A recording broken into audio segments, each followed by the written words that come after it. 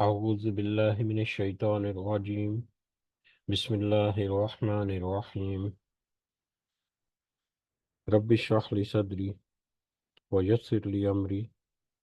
واحلل عقدة من لساني يفقه قولي.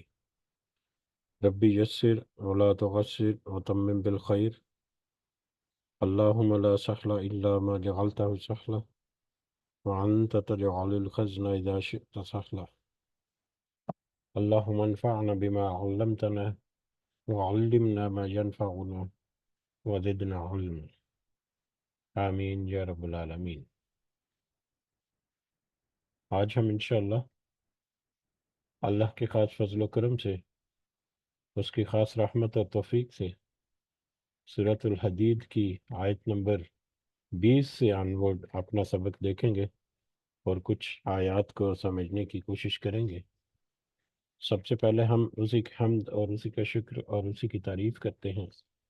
جس نے ہمیں یہ وقت اور یہ مہلت عطا فرمائی، جس نے ہمیں یہ سہولیات، یہ ہماری وسائل، ٹیکنالوجی، ہماری ضروریات اور بے شمار انعام و اکرام اور فضل و کرم ہمارے اوپر کیا، اور خاص کر جس نے ہمارے دلوں میں یہ ڈالا کہ ہم اس بابرکت کلام کو سمجھنے کی کوشش کریں۔ اللہ تعالیٰ سے دعا ہے کہ اس کوشش میں ہمیں استقامت نصیب فرمائے، اس کی صحیح سمجھ ہمیں عطا فرمائے، اس کے ذریعے سے اللہ تعالیٰ ہمیں اپنی اور اپنے ساتھیوں کی اصلاح کرنے کی توفیق عطا فرمائے، اور دنیا کے ساتھ ساتھ اللہ ہمیں آخرت کی کامیابی اور بھلائی اور اپنا خاص فضل و کرم ہمارے شامل حال رکھے۔ آمین یا رب العالمین۔ آگے بڑھنے سے پہلے ہم اپنا کل کا سبق، اس کا ترجمہ ایک دفعہ دہراتے ہیں، جو کہ آیت نمبر 11 سے لے کر آیت نمبر 19 تک ہے، جس میں اللہ تعالیٰ نے فرمایا: کون ہے جو اللہ کو اچھی طرح قرض دے، یا کون ہے جو اللہ کو قرض حسنہ دے، پھر اللہ تعالیٰ اس کے لیے اسے بڑھاتا چلا جائے اور اس کے لیے پسندیدہ اجر ثابت ہو جائے۔ پس قیامت کے دن تو دیکھے گا کہ مومن مردوں اور عورتوں کا نور ان کے آگے آگے اور ان کے دائیں طرف دوڑ رہا ہوگا۔ ان سے کہا جائے گا: آج تمہیں ان جنتوں کی خوشخبری ہے جن کے نیچے نہریں جاری ہیں اور جن میں ہمیشہ کی رہائش ہے، اور یہ بڑی کامیابی ہے۔ اس دن منافق مرد و عورت ایمان والوں سے کہیں گے کہ ہمارا انتظار تو کرو کہ ہم بھی تمہارے نور سے کچھ روشنی حاصل کر لیں۔ تو ان کو جواب دیا جائے گا کہ تم اپنے پیچھے لوٹ جاؤ اور روشنی تلاش کرو۔ پھر ان کے یعنی پھر ان ایمان والوں کے اور پھر ان منافقوں کے درمیان ایک دیوار حائل کر دی جائے گی جس میں دروازہ بھی ہوگا۔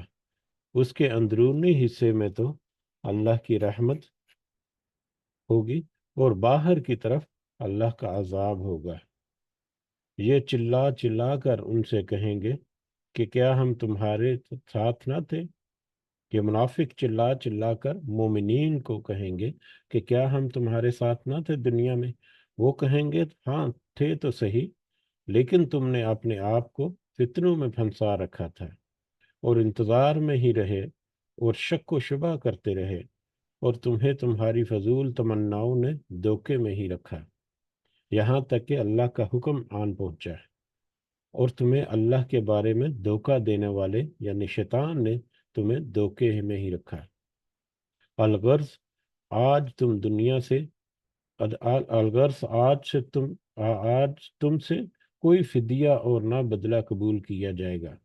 اور نہ کافروں سے تم سب کا ٹھکانہ دوزخ ہے،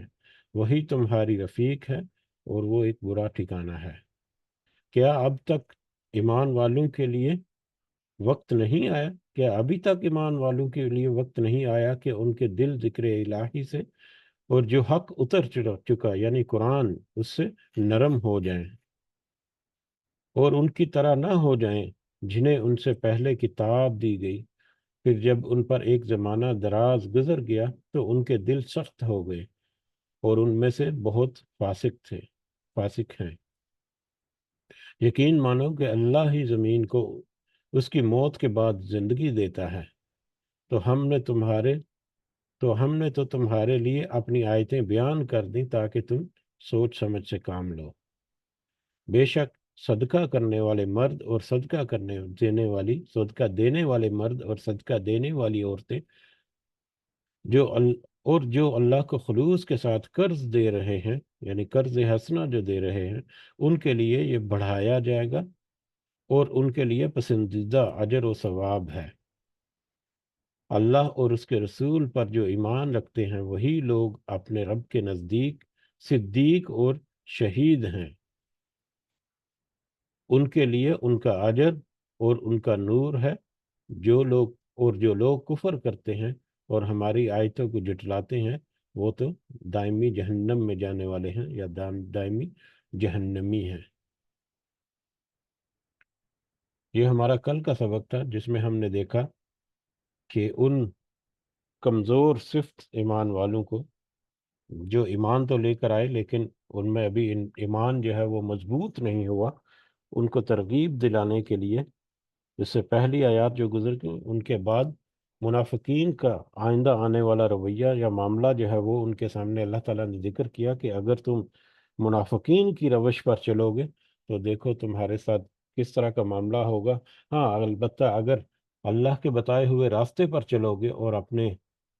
مالوں میں سے جو اللہ تعالیٰ نے تمہیں بطور وراثت تمہیں ملا ہوا ہے عارضی طور پر، اس میں سے تم اللہ کو قرض حسنہ دو گے، اللہ کے مال سے ہی اللہ کو تم قرض دو گے، اور پھر اپنی جانوں کو بھی اللہ کے راستے میں نچھاور کرنے کے لیے تیار ہو جاؤ گے، جہاد کرو گے، تو پھر اس صورت میں تمہارا کیا آخرت میں اجر ملے گا کہ تمہارے لیے ایک نور ہوگا جو تمہیں جنت کی طرف رہنمائی کرے گا، اور پھر تم جنت میں داخل ہو جاؤ گے۔ جبکہ وہ لوگ جو منافقت میں رہے، دنیا کی رونائیوں میں کھوئے رہے، وہ اس نور کو ترس رہے ہوں گے اور ان ایمان والوں کو چلا چلا کر پکار پکار کر ان کو کہیں گے کہ ذرا اپنے نور میں سے ہمیں بھی کچھ فائدہ حاصل کرنے دو، لیکن وہاں پر ان کے فائدہ حاصل کرنے کے لیے کوئی موقع یا کوئی نہیں ہوگی، کچھ نہیں ہوگا۔ آج کا سبق ہمارا آیت نمبر 20 سے آنورڈ ہے، اور ہم کوشش کریں گے انشاءاللہ کہ آج کے سبق میں ہم یہ سورہ مبارکہ جو ہے اس کو بھی ہم مکمل کر لیں۔ آج کے سبق میں وہی جو ہدایت اور رہنمائی جو ہے ان مسلمانوں کے لیے، ان ایمان والوں کے لیے جن کو ابھی تقویت دینے کی ضرورت ہے اپنے ایمان میں، اگلے لیول جو ہے ان میں قدم رکھنے کی ضرورت ہے، تو ان کو پہلی آیت میں یا شروع کی آیات میں ہم دیکھیں گے کہ دنیا کے ساتھ جو لگاؤ ہے یا دنیا کے ساتھ جو ان کی محبت ہے، اس کا ذکر ہوگا کہ یہ دنیا کے ساتھ تمہاری لگاؤ اور محبت جو ہے یہ تو بالکل عارضی ہے، بالکل مختصر سی دنیا کی زندگی کے لیے یہ سارا کچھ ہے، جبکہ دائمی جو اجر اور دائمی جو زندگی ہے یا دائمی جو بعد میں معاملات ہیں ان کے لیے تو پھر آخرت کی تمہیں تیاری کرنی پڑے گی۔ لہذا دنیا کی زندگی جو ہے وہ دھوکے کے علاوہ کچھ نہیں ہے۔ آخرت کی تیاری پکڑو اور آخرت کی تیاری کے لیے اپنے آپ کو اللہ کی طرف راغب کرو، اور لب کو اللہ کی مغفرت اور بخشش کے لیے اور اس جنت کے لیے۔ اور پھر اس کے بعد ہم دیکھیں گے کہ اہل کتاب میں سے بھی بہت سارے لوگ جو ہیں، کچھ لوگ خاص کر عیسائیوں میں سے وہ مسلمان ہوئے، لیکن بہت سارے جو ہیں وہ ابھی تک پیچھے ہیں، بہت سارے جو ہیں وہ تو ابھی دیکھ رہے ہیں کہ کیا کرنا ہے، کس طرح وش میں چلنا ہے، تو ان تک بھی سارے پیغام پہنچ رہے ہیں۔ تو پچھلے نبیوں کا اللہ تعالیٰ نے ریفرنس دیا کہ پچھلی نبیوں اور رسولوں کو بھی اسی طرح سے ہدایت اور رہنمائی اور کتاب اور واضح نشانیاں جو ہیں وہ اللہ تعالیٰ نے عطا کی، اور میزان جو ہے، ترازو جو ہے، یا عدل و انصاف کے کرنے کے لیے جو رہنمائیاں ہیں، جو قوانین ہیں، وہ بھی ان کو دیے، عطا فرمائے، لیکن ان قوموں میں سے بھی تھوڑی تعداد تھی جو کہ حق پر چلتے رہے، اور اکثر جو ہے وہ فاسق ہی رہے۔ اور پھر ان کو بھی پھر دعوت عام ہے کہ تم بھی اپنے ایمان کو مضبوط کر لو اور اس ایمان کے دائرے میں داخل ہو جاؤ، تب ہی تم اللہ کے فضل کے مستحق ہوگے۔ وگرنہ اب نبی کریم صلی اللہ علیہ وسلم کی بعثت کے بعد، نبی کریم صلی اللہ علیہ وسلم کی رسالت کے بعد، جب کہ وہ آخری نبی ہیں اور ان کی رسالت جو ہے وہ بھی واضح ہو چکی ہے، تب اس کے بعد تمہارا ان کے اوپر ایمان لانا ضروری ہے۔ اگر تم ان کے اوپر ایمان نہیں لاؤ گے اور اللہ کی ان احکامات کی پاسداری نہیں کرو گے تو تم اللہ کے فضل کا کوئی اختیار یا کوئی حق نہیں رکھتے آخرت کے دن یا قیامت کے دن۔ تو بہرحال یہی موضوعات جو ہیں وہ آج ہم دیکھیں گے انشاءاللہ، اور دیکھتے ہیں کہ آگے جیسے جیسے بڑھیں گے تو ہمیں اللہ تعالیٰ کی طرف سے کیا نصیحت ملے گی، اور پھر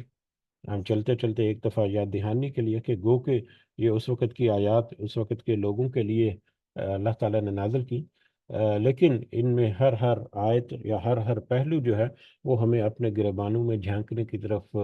دعوت دیتا ہے، بار بار ہماری یاد دہانی کرتا ہے کہ ذرا اپنے گریبانوں میں جھانکو، اپنے ارد گرد دیکھو، اپنے اندر تلاش کرو کہ کہیں کچھ معاملات ایسے تو نہیں جس میں تمہیں اصلاح کرنے کی ضرورت ہے،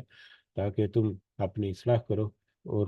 مزید قرب حاصل کرو، یا مزید اگلے لیول میں تم بھی آج داخل ہو جاؤ، کیونکہ آج ہمیں بھی بالکل اسی طرح سے حالات درپیش ہیں۔ دنیا کے معاملات میں دنیا کی محبت اور دنیا کی رونائیاں جو ہیں، اور دنیا کی اٹریکشن جو ہے، تو لہٰذا ہمیں بھی بہت اشد ضرورت ہے کہ ہم ہر جو ٹاپک اور پہلو آتا ہے اس کے اوپر ہم تھوڑی سی سور بچار کریں۔ تو شروع کرتے ہیں آج کا سبق آیت نمبر 20 سے۔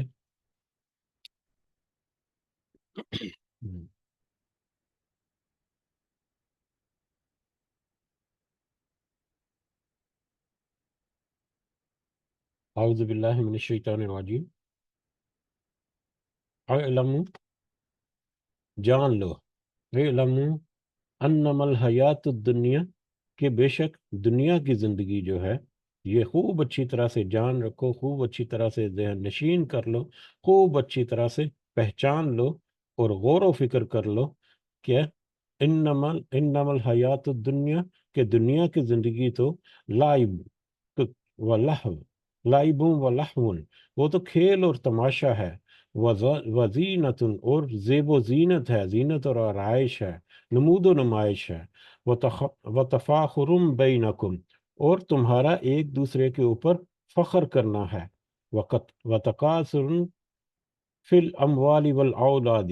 اور ایک دوسرے سے بڑھ جانے کی کوشش کرنا ہے مال میں اور اولاد میں۔ یاد رکھو، یہ اچھی طرح سے ذہن نشین کر لو، اچھی طرح سے اس بات کو پہچان لو، یا اسی طرح سے اس بات کے اوپر غور و فکر کر لو کہ دنیا کی زندگی صرف محض ایک کھیل تماشا ہے، جو صرف ایک نفس کو ایک ایک نفس کو خوش کرنے کے لیے، اس نفس کو محظوظ کرنے کے لیے ایک عارضی سا ٹھکانہ ہے، وہ زینت، اور زیب و زینت ہے، نمود و نمائش ہے، اس میں جو کچھ بھی تمہیں نظر آتا ہے وہ صرف دکھاوا ہے، جو صرف ظاہری اس کی چمک دمک ہے، وہ تفاخرم بینکم، اور تمہارا ایک دوسرے کے اوپر فخر کرنا ہے، تم ایک دوسرے کے اوپر فخر کرتے ہو، تم نے کوئی کامیابی اچیو کی، تم نے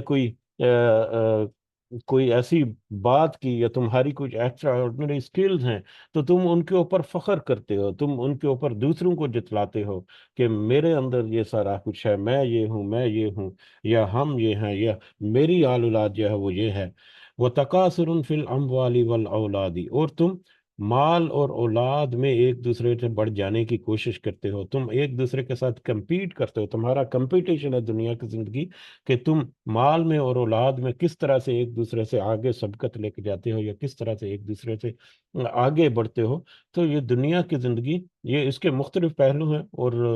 سادے سے الفاظ میں اگر اس کو محدود رکھیں ہم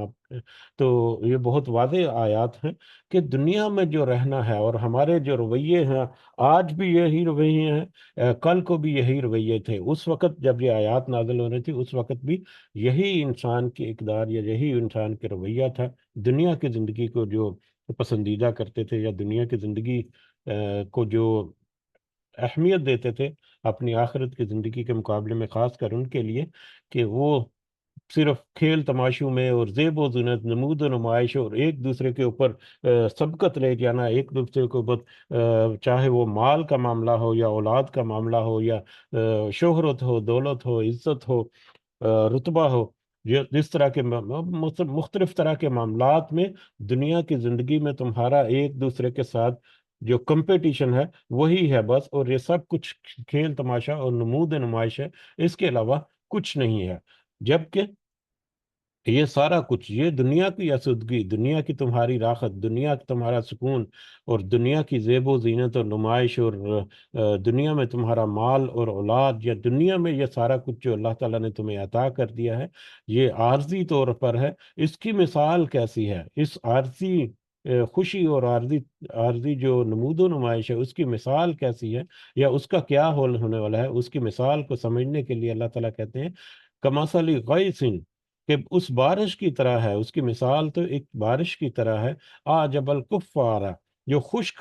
جو خشک کر دیا جس نے کاشتکاروں کو۔ کفار جو ہے، کافر جو ہے، وہ اس کا مطلب انکار کرنے والا، اور دوسرا مطلب اس کا چھپانے والا بھی ہوتا ہے، کہ کیونکہ کافر جو ہے وہ حق کو اپنے اندر چھپاتا ہے اور ظاہر کرنے سے انکار کر دیتا ہے یا ہے ظاہر نہیں کرتا۔ اسی طرح سے جو کاشتکار ہے یا کسان ہے، وہ بیج کو زمین کے اندر چھپا دیتا ہے۔ تو اس اعتبار سے کاشتکاروں کو یا کسانوں کو بھی کفار کے نام سے بھی پکارا جاتا ہے۔ بہرحال بارش کی مثال، یہ دنیا کا دھوکہ اور دنیا کی جو رونائیاں اور چمک دمک ہے، اس کی مثال تو ایک بارش کی طرح ہے جس نے کاشتکاروں کو خشک کر دیا۔ نباتہ، اس کی پیداوار نے، یعنی جب کاشتکار نے اپنا بیج جو ہے وہ زمین میں چھپا دیا، تو پھر بارش جب اس کے اوپر برسی، اس کو آبیاری جب مل ہوئی اس بیج کو، تو پھر اس سے ایک پودا نکلا جو توانا ہو کر کھڑا ہوا، اور اس نے ایک فصل کا روپ جب ڈال دیا، تو پھر اس کو دیکھ کر کاشتکار جو ہے یا کسان جو ہے وہ خوش ہوتا ہے۔ اس کو دیکھ کر وہ بڑا، اس کو تسلی اور سکون ملتا ہے کہ میری محنت یا میں نے جو یہ بیج بویا تھا وہ آج ایک اچھی اور سب جو فصل ہے اس صورت میں، اس کی شکل میں اس کے سامنے کھڑا ہے۔ لیکن وہ وہ اس کی پیداوار، وہ اس کی اناج، وہ اس کی کھیتی جو ہے، وہ پھر ثم یہیجو، پھر وہ خشک ہو جاتی ہے۔ فتراہ، تو دیکھتا ہو اسے مصفرن، پک کر زرد ہوئی ثم یکون خطاما، پھر وہ چورا چورا ہو جاتی ہے، پھر وہ بھس ہو جاتی ہے اور زمین میں خس و خاشاک ہو جاتی ہے، زمین میں مٹی میں مل جاتی ہے، اور اس طرح سے ختم ہو جاتی ہے، اس کا نام و نشان تک مٹ جاتا ہے۔ تو تمہاری دنیا کی زندگی جو ہے، یا دنیا کا تمہارا جو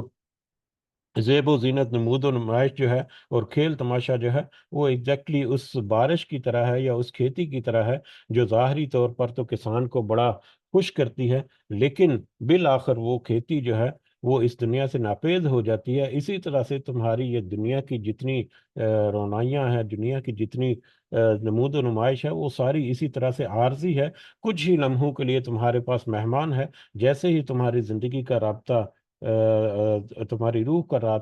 جو تعلق ہے، لنک جو ہے،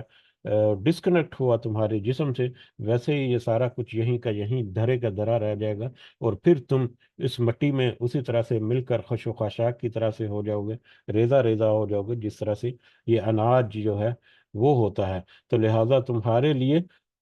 اس میں ایک ہوش کرنے کا مقام ہے، اس میں غور و فکر کر کے یہ بات سمجھ کر اس کے مطابق اپنی اصلاح کرنے کی ضرورت ہے، کہ دنیا کی زندگی تو بس عارضی زندگی ہے، اس میں جو نمود و نمائش ہے وہ ظاہری طور پر تمہیں دھوکہ ہے، لیکن ہاں، اس نمود و نمائش سے اگر تم فائدہ حاصل کرو گے تو وہی تمہارے لیے بہتر ہے۔ تو پھر وہ فی الآخرتی، یہ گویا کہ آخرت کی زندگی، بلکہ جبکہ اس کے برعکس جو آخرت کی زندگی ہے وہ وفی الآخرتی عذاب شدید، آخرت میں تو سخت عذاب بھی ہے جو ہمیشہ ہمیشہ رہنے والا ہے۔ جو اس دنیا کی نمود و نمائش میں جتا رہا اور اس سے فائدہ، آخرت کا فائدہ حاصل نہیں کیا، اس کے لیے تو آخرت کا سخت عذاب ہے جو کہ دائمی ہے۔ جبکہ وہ لوگ جو اس دنیا کے دھوکے کو سمجھ گئے اور اس میں انہوں نے اپنا فائدہ دنیا میں بھی کچھ حاصل کیا، جتنا ان کو دنیا کی ضرورت تھی دنیا گزارنے کے لیے، لیکن انہوں نے اپنی نظر جو ہے وہ آخرت کے اوپر مرکوز رکھی، تو پھر ان کے لیے تو پھر وہ مغفرۃ من اللہ و رضوان، ان کے لیے تو پھر بخشش بھی ہے اللہ کی طرف سے، اور ان کے لیے خوشنودی بھی ہے اللہ تعالیٰ کی طرف سے، ان کو جنت کی خوشنودی یا جنت کی خوشخبری بھی ہے، اور اللہ تعالیٰ اس کو بخش بھی دیتے ہیں، اور پھر وہ آخرت میں کامیاب بھی ہوتا ہے۔ وَمَا الْحَيَاةُ الدُّنْيَا، تو لہٰذا دوبارہ سے غور و فکر کر لو کہ وَمَا الْحَيَاةُ الدُّنْيَا إِلَّا مَتَاعُ الْغُرُورِ، کہ دنیا کی زندگی جو ہے بے شک دھوکے کا سامان ہے، ایک دھوکے کا ایک عارضی ٹھکانہ ہے جو دھوکے سے بھرپور ہے۔ اگر اس دھوکے میں تم آ گئے تو تم اپنی آخرت جو ہے اس کو گنوا بیٹھو گے، اس کو ضائع کر بیٹھو گے، آخرت میں جو اجر ہے اس کو تم ضائع کر بیٹھو گے۔ سابقو، لہذا تمہیں چاہیے کہ تم سبقت لے جاؤ، سابقو آگے بڑھو، تم ایک دوسرے سے آگے بڑھنا، سابقو جو ہے وہ سبقت لے جانا ہے۔ مسابقہ عربک میں مسابقہ کا لفظ استعمال ہوتا ہے یہ کمپٹیشن کے لیے، جو ایگزامز وغیرہ ہیں جس میں ایک دوسرے کے ساتھ کمپیٹ کرتے ہیں اسٹوڈنٹس وغیرہ، اس کے لیے مسابقے کا لفظ بھی استعمال ہوتا ہے۔ تو یہاں پر اللہ تعالیٰ کہہ رہے ہیں سابقو، تم سبقت لے جاؤ، تم ایک دوسرے کے آگے بڑھنے کی کوشش کرو، کس بات میں؟ الا مغفرتم من ربکم، بخشش کی طرف اپنے رب کی، وہ جنت، اور جنت کی طرف، اپنے رب کی طرف سے جو تم بخشش ہے تمہارے لیے اور جو جنت ہے، اس جنت کو حاصل کرنے کے لیے اور اس بخشش کو حاصل کرنے کے لیے، اللہ کی مغفرت کو حاصل کرنے کے لیے تم ایک دوسرے کے ساتھ مقابلہ کرو۔ اب اس میں ایک تو یہ ہے کہ پچھلی ہی آیت میں ہم نے دیکھا کہ تم دنیا کی زندگی میں ایک دوسرے سے آگے بڑھنے کے لیے نمود و نمائش کرتے ہو، ایک اولاد کے معاملے میں، مال کے معاملے میں، دیگر دنیا کے جتنی معاملات ہیں ان میں آگے بڑھنے کی بجائے، ان میں کمپٹیشن یا ان میں ایک دوسرے سے سبقت لے جانے کی بجائے تمہیں چاہیے کہ تم اللہ کی بخشش اور اس کی طرف سے جنت حاصل کرنے کی طرف سبقت لے جاؤ، اس میں تم آپس میں ایک دوسرے کے ساتھ کمپٹیشن کرو۔ اور اس کا دوسرا اشارہ ہمیں واپس اسی طرف بھی یاد دہانی ہماری توجہ لے کر جاتا ہے، جو کہ اس سے پچھلی سورہ واقعہ میں ہم نے دیکھا تھا کہ سابقین جو کہ مقربین ہیں، جو تین گروہ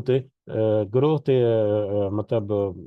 اللہ کے حضور، ایک سابقین کا یا مقربین کا گروہ جو سب سے آگے ہے، اور اس کے پیچھے پھر ایک اصحاب الجمین، اور پھر تیسرا گروہ جو گناہ گاروں کا اصحاب الشمال۔ تو مقربین جو ہے وہ در حقیقت سابقین تھے، اور سابقین وہی سبقت لے جانے والے ہیں۔ تو یہ ہمیں اس کی طرف بھی یاد دہانی کرتی ہے کہ اگر تم سابقین میں شامل ہونا چاہتے ہو تو دنیا کی زندگی میں، بجائے اس کے کہ دنیا کے معاملات میں تم ایک دوسرے کے ساتھ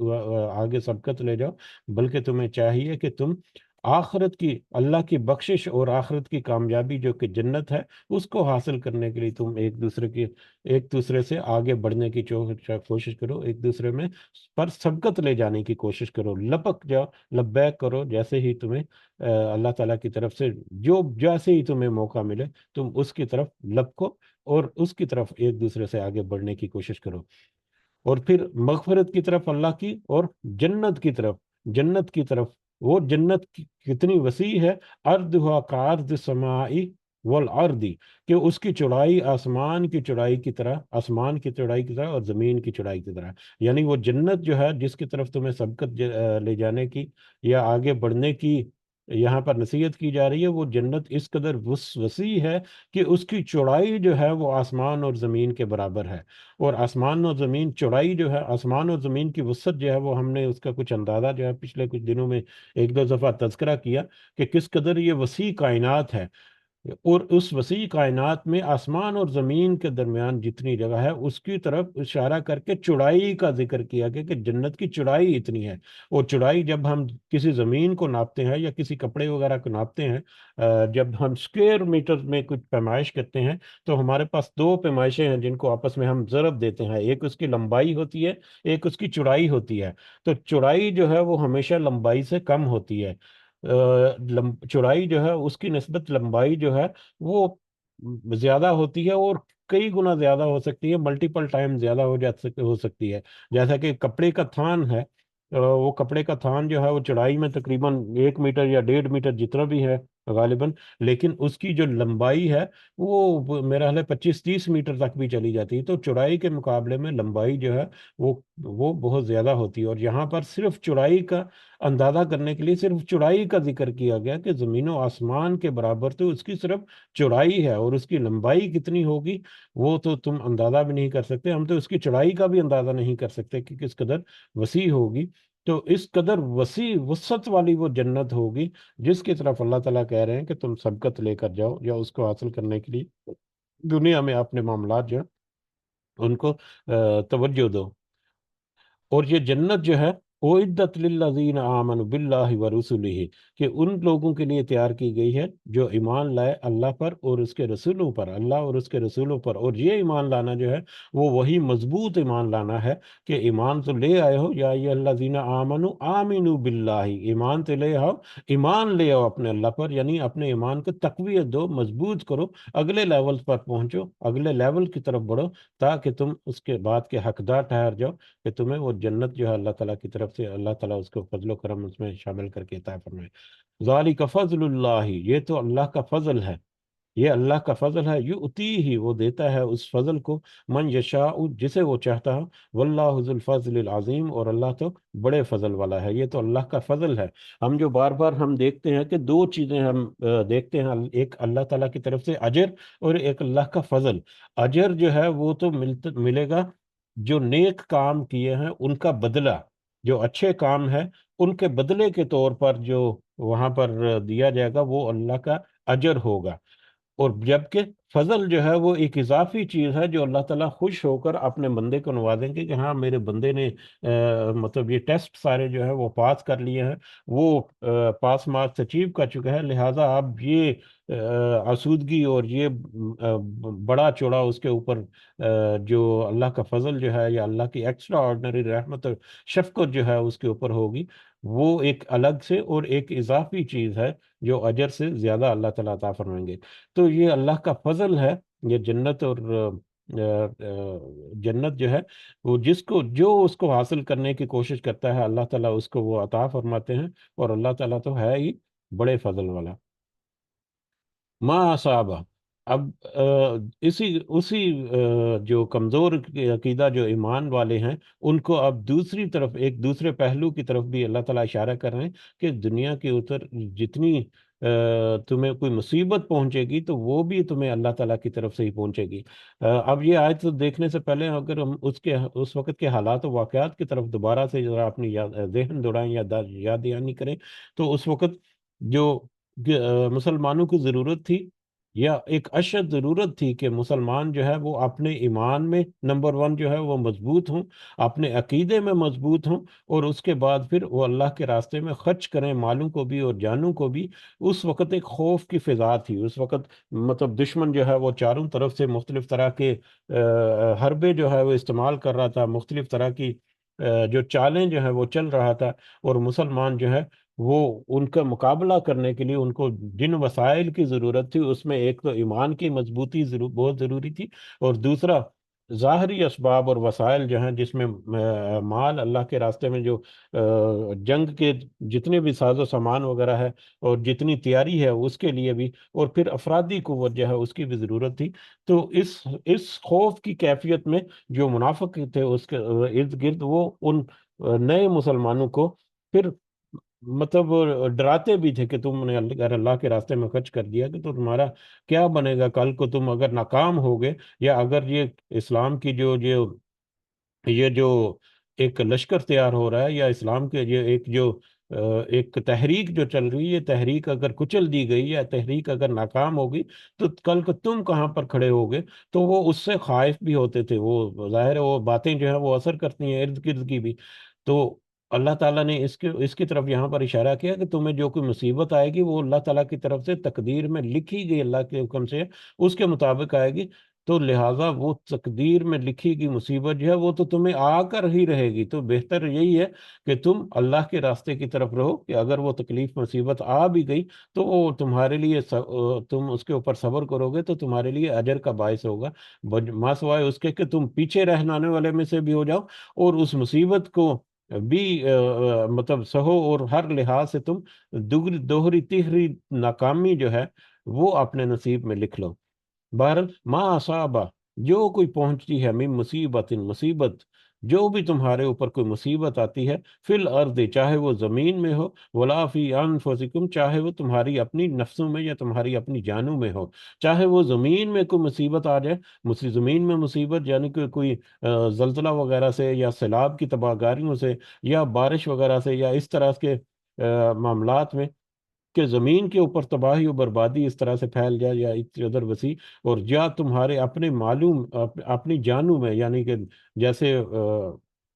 جیسے کہ بیماری ہے، تنگی اور پرسی وغیرہ ہے، جو انفرادی طور پر ہے، یعنی فی الارض، زمین میں، یعنی اجتماعی طور پر تمہارے اوپر کوئی مصیبت ٹوٹ پڑے، یا وہ ذاتی انفرادی طور پر ہو، کسی بھی حالت میں جو بھی کوئی مصیبت یا کوئی بھی مشکل کی گھڑی جو ہے، یا کوئی آزمائش کی گھڑی جو بھی تمہارے اوپر پہنچتی ہے، وہ نہیں آتی تمہارے اوپر الا فی کتاب، مگر وہ ایک کتاب میں درج ہے، من قبل، اس سے پہلے، ان نبرأہا، کہ ہم اسے پیدا کریں، یعنی وہ مصیبت تمہاری طرف آنے سے پہلے اللہ تعالیٰ نے اس کو اس کتاب میں، اس تقدیر میں لکھ دیا گیا ہے، وہ کتاب لوح محفوظ میں وہ لکھ دی گئی ہے، وہ جو بھی تمہارے اوپر حالات ہوں گے، لہٰذا تمہیں یہ چاہیے کہ تم صبر سے کام لو اور اللہ کے راستے پر چلتے رہو۔ مصیبت جو تمہیں آنی ہے وہ تو آنی ہی آنی ہے، اگر اس مصیبت کے اوپر تم صبر کرو گے تو تم اس اجر کے حقدار پہنچو گے، اور اگر تم اس مصیبت کے اوپر واویلا کرو گے تو تم ناشکروں میں شامل ہو جاؤ گے، اور ناشکروں کی جو آخری جو مطلب ٹھکانہ ہے وہ تو پھر جہنم ہی ہے۔ تو لہٰذا یہاں پر صبر کرنے کی تلقین جو ہے، یا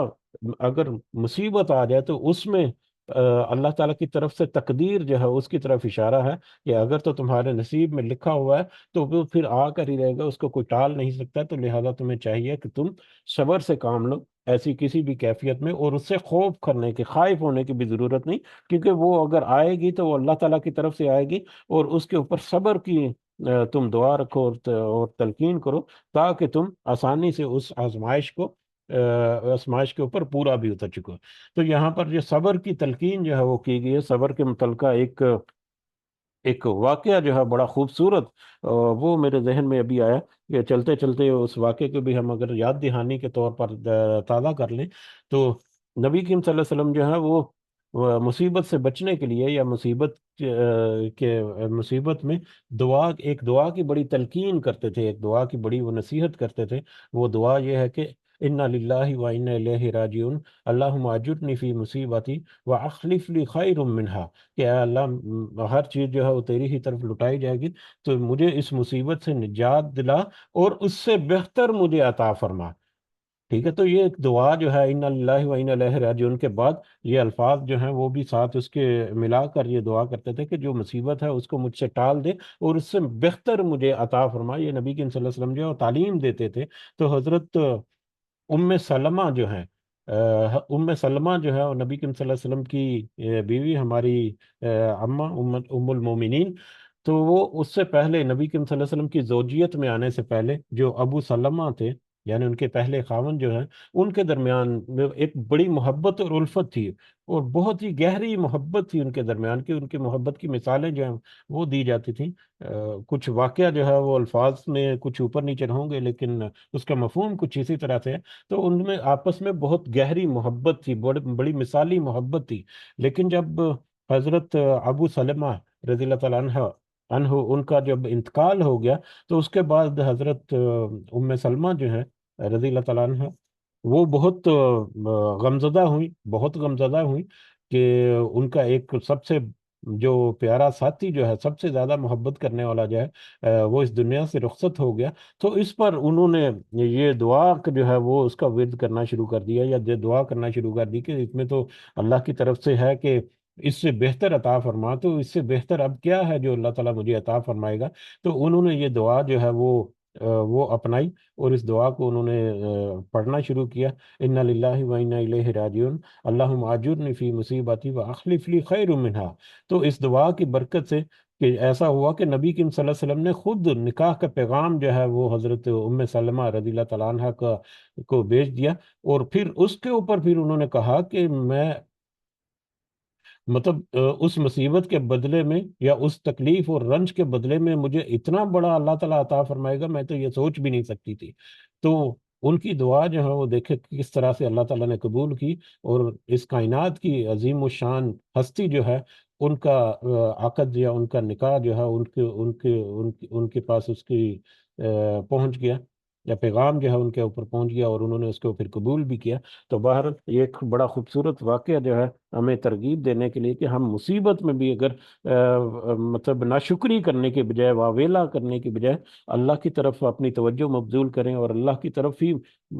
مطلب اپنی ساری امید جو ہے وہ وابستہ کریں، تو یقیناً اللہ تعالیٰ جو ہے اس مصیبت سے بھی ایک دوہرا اجر جو ہے وہ ہمیں، ایک تو اس مصیبت کے اوپر صبر کرنے کا، اور پھر اس کے اوپر پھر اجر جو ہے اللہ تعالیٰ عطا فرمائیں گے، وہ ہمارے پاس ایک ایڈیشنل ہوگا۔ تو بہرحال یہ صبر جو ہے یہ بھی اللہ تعالیٰ کی طرف سے پہلے سے سوری، مصیبت جو ہے چاہے وہ تمہارے اوپر اجتماعی آئے یا انفرادی طور پر آئے، یہ اللہ تعالیٰ کی طرف سے ہی تقدیر میں لکھی گئی ہے، تو آ کر رہے گی۔ ان ان ذالک علی اللہ یسیر، کہ بے شک یہ اللہ کے لیے بہت آسان ہے، کہ اللہ کے لیے بہت آسان ہے کہ اس نے اپنے علم کے مطابق یہ سارا کچھ لکھ دیا، اور پھر اس ترتیب کے مطابق وہ سارا کچھ انجام بھی پا رہا ہے۔ یہ اللہ تعالیٰ کے لیے بہت آسان ہے، اللہ کے پورے اختیار میں ہے یہ لکیلا۔ اور یہ سارا کچھ تمہیں اس لیے بتایا جا رہا ہے، یا تمہیں اس بات کی نصیحت اس لیے کی جا رہی ہے کہ تم صبر میں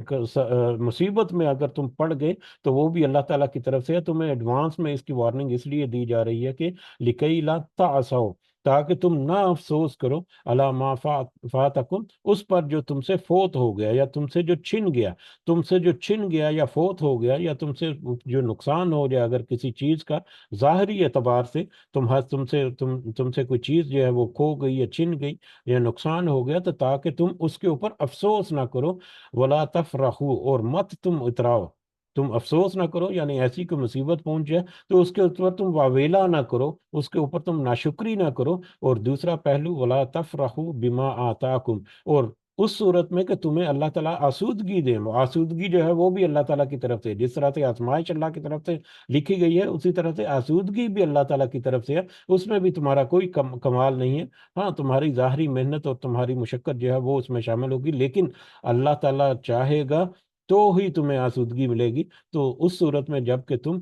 آسودگی ملے تمہیں، تو اس پر تم اتراؤ بھی نہیں، اس کے اوپر تم فخر اور غرور جو ہے وہ بھی مت کرو۔ تو یہ تو اللہ تعالیٰ نے تمہیں اس لیے نصیحت کی یہ ساری چیزیں، تاکہ تم اگر مصیبت میں ہو یا آزمائش کی شکل میں ہو تو تم صبر کرو، اور اگر آسودگی ہو تمہارے اوپر، اللہ کا فضل و کرم ہو، تو اس کے اوپر تم اس کا شکر ادا کرو، بجائے اس کے کہ تم ڈنگے مارو، اور بجائے اس کے کہ تم فخر اور غرور کرو، کیونکہ واللہ لا یحب کل مختال فخور، کہ اللہ پسند نہیں فرماتا تکبر اور فخر کرنے والوں کو۔ وہ لوگ جو تکبر کرتے ہیں، غرور کرتے ہیں، ان کو اللہ تعالیٰ پسند نہیں فرماتا، اور اللہ تعالیٰ ان کو بھی پسند نہیں کرتا، اللہ دین یبخلون، جو کہ بخل کرتے ہیں، جو کہ بخیلی سے کام لیتے ہیں، یعنی پیسہ جو ہے وہ خرچ نہیں کرتے، وہ یامرون الناس بالبخل، اور لوگوں کو بھی بخل کرنے کا حکم دیتے ہیں، یا لوگوں کو بھی بخل کرنے کی طرف راغب کرتے ہیں۔ یہی وہی منافقین کا رویہ جو ابھی تذکرہ ہوا، کہ وہ نہ صرف وہ خود پیچھے رہتے تھے، بلکہ دوسرے مسلمانوں کو بھی پیچھے ہٹنے کے لیے کہتے تھے کہ کیا ہو گیا تم نے اگر یہ پیسہ یا اتنی محنت سے کی ہوئی کمائی جو ہے اگر تم اس راستے پر لگا دو گے کہ کل تو یہ اسلام کی تحریک اگر ناکام ہو گئی تو تم تو خسارے میں آ جاؤ گے۔ تو یہ بخل کرنے والے جو منافق ہیں پیچھے بیٹھے ہوئے، یا جو ایسے لوگ جو ہیں جو خود بھی بخل کرتے ہیں اور دوسروں کو بھی بخل کی طرف ابھارتے ہیں، ان کو بھی اللہ تعالیٰ پسند نہیں فرماتا۔